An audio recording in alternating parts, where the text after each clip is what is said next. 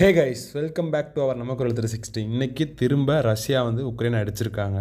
என்ன ஏது எப்படி நடந்திருக்கு, எங்கே நடந்திருக்கு, நாங்கள் அதை வந்துட்டு இந்த வீடியோவில் ஃபுல்லாக கம்ப்ளீட்டாக பார்க்கலாம். ஸோ இது வரைக்கும் நம்ம குரல் 360 சப்ஸ்கிரைப் பண்ணலன்னா ஒரு சின்ன டேக் எடுத்து நமக்குரல் 360 அதனால் சப்ஸ்கிரைப் பண்ணிடுங்க. ஸோ அங்கே வீடியோக்குள்ளே போகலாம். என்ன நடந்திருக்கு எப்படிங்கிறத பார்த்துடலாமா?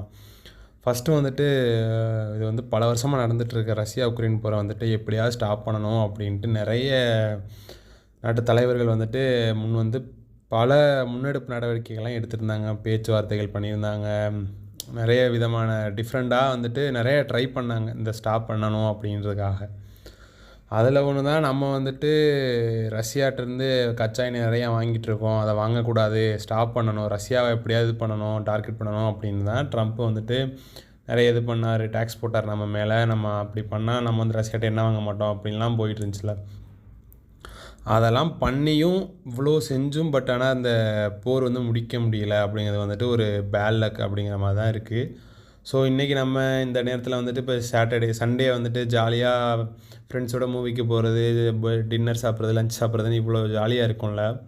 ஆனால் இதுவே நம்ம வந்துட்டு இந்த பெஹல்கம் போர் வந்துச்சுல்ல, அந்த டைமில் யோசிச்சு பாருங்கள். வந்துட்டு நம்ம தமிழ்நாடு சைடு ஓகே, ஆனால் இதுவே நார்த்தில் ஜம்மு சைட்லாம் எவ்வளோ பரபரப்பாக அட்டாக் அந்த மாதிரி பயந்து வாழ்வாங்கல்ல, அந்த மாதிரி வாழ்க்கையெல்லாம் நம்மளால் ஒரு நாள் வாழ முடியுமா அப்படிங்கிறத யோசிச்சு பாருங்கள்.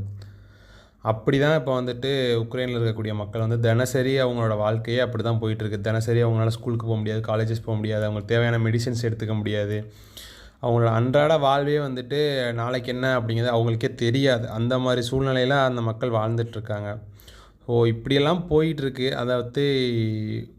அதை எப்படி ஸ்டாப் பண்ணணும் அப்படிங்கிறது வந்துட்டு யாருக்குமே இன்ன வரைக்கும் ஒரு சரியான ஐடியா இல்லாமல் போயிட்டுருக்கு.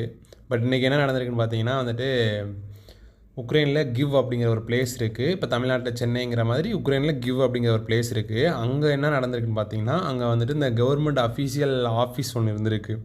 அது நம்ம தமிழ்நாட்டில் சட்டசபைன்னு ஒன்று இருக்குல்ல, சட்டசபையில் உட்காந்து பேசுவாங்களா, அந்த மாதிரி அங்கே ஒரு கிவ் அப்படிங்கிற நகரில் ஒரு கவர்மெண்ட் பில்டிங் இருந்திருக்கு. அந்த பில்டிங்கை ஃபோக்கஸ் பண்ணி ரஷ்யாவில் இருந்துட்டு ஒரு 800 ட்ரோன்ஸை வந்து அனுப்பியிருக்காங்க. எதுக்குன்னு பார்த்தீங்கன்னா, அந்த பில்டிங்கை ஃபோக்கஸ் பண்ணி வந்து அட்டாக் பண்ணியிருக்காங்க. இது வரைக்கும் வேர்ல்டுலேயும் நடந்த ட்ரோன் அட்டாக்கில் வந்துட்டு இதுதான் மோஸ்ட் வந்து பெரிய ட்ரோன் அட்டாக் அப்படிங்கிறத வந்துட்டு இன்றைக்கி பெரிய அளவு பேசப்பட்டுருக்கு. உண்மையிலே வந்துட்டு அந்த ட்ரோன் அட்டாக்கில் பார்த்தோன்னா அந்த பில்டிங்கோட டாப் ஃப்ளோரே வந்துட்டு காணாமல் போயிடுச்சு. சுத்தமாக கொலாப்ஸ் ஆயிடுச்சு. அந்த ஃப்ளோரில் இருந்த திங்ஸு, டாக்குமெண்ட்ஸு, நிறையா அந்த நாட்டை பற்றின சில சீக்ரெட்ஸ்லாம் வச்சுருந்துருப்பாங்களா, அந்த மாதிரி சில இம்பார்ட்டன்ஸான இதெல்லாம் வந்துட்டு மிஸ் ஆயிடுச்சு, எரிஞ்சிடுச்சு அப்படிங்கிற ஒரு தகவலும், அது மட்டும் இல்லாமல் அந்த நியர்பையில் இருந்த ஒரு குழந்தையும் 2 பேரும் வந்துட்டு இறந்து போயிருக்காங்க அப்படிங்கிற அஃபிஷியல் நியூஸும் நமக்கு கிடச்சிருக்கு. இதே நிலைமை வந்துட்டு லாங் போச்சுன்னா என்ன நடக்கும் அப்படிங்கிறது வந்துட்டு நல்லா தெரிஞ்சதான். நம்ம ஊரில் வந்துட்டு இந்த ஆப்ரேஷன் சிந்தூர் டைமில் வந்துட்டு நிறைய அப்பாவி குழந்தைகள், அப்பாவி பீப்புள்ஸ்லாம் வந்துட்டு நிறைய இறந்து போகிறதுக்கான வாய்ப்பு இருந்துச்சு. அது மட்டும் இல்லாமல் இராணுவ வீரர்கள்லாம் நிறைய பேர்த்த வந்து நம்ம இழக்க நேரிட்டோம். அந்த மாதிரியே போயிட்டுருக்கு. பட் நீங்கள் நினைக்கலாம், எதுக்குடா நமக்கு இந்த பேச்சு, இது எங்கேயோ நடக்குது, நம்ம எங்கேயோ இருக்கோம், நமக்கு எதுக்கு அப்படின்னு பேசிகிட்டு இருக்கோம்ல.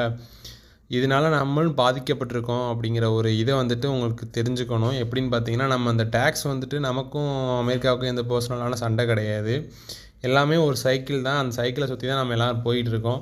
ஸோ இது எதுக்கு அப்படின்னு நமக்கு தேவையில்லைன்னு நினைக்காதீங்க. நமக்கு எல்லாமே முக்கியம்தான். ஸோ இந்த மாதிரி இன்ஃபர்மேட்டிவான கண்டென்ட் தெரிஞ்சுக்கணும்னு நினச்சிங்கன்னா உண்மையிலேயே